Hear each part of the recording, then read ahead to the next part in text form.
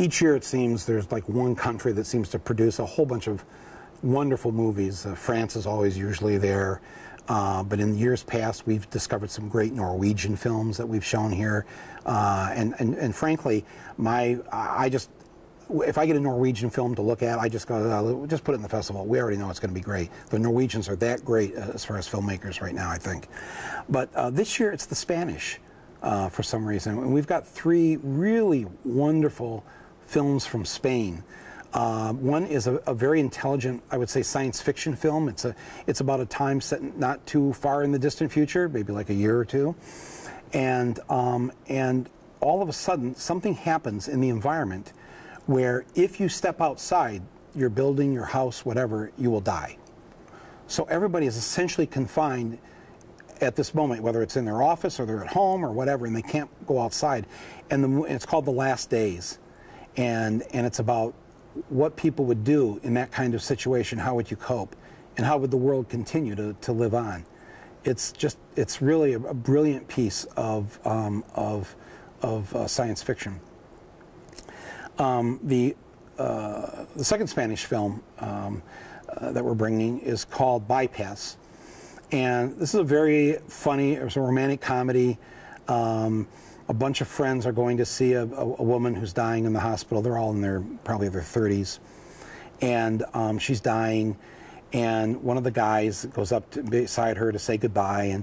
And she said, you know, I was always in love with you. And I always wanted to be in a relationship with you. And I was just too shy. And he feels really bad for her, you know, when he hears this. And so he goes, well, I was always in love with you too. And I never told you. And I wish we were in a relationship. And I'm just so sorry. And then the next day she suddenly survives. And he's now said this to her, and she like, come on, we should do what we said we wanted to do. We should be in this relationship. Well, of course, he's already in another relationship. He's having a baby, in fact, and he doesn't know what to do because he doesn't want to hurt his friend's feelings. The doctors say that she could have a relapse if anything serious news happens to her. And so the film is really a very funny film about how this whole thing kind of works out. And the third film from Spain is also a comedy set in the economic decline that we're in and the chaos, especially that's in Europe right now. And the film is about these 2 guys from the other side of the tracks who've lost everything in Spain. You know, they had their economic crash like us, and they decide to rob a bank. But they don't know how to rob a bank. They're completely idiots.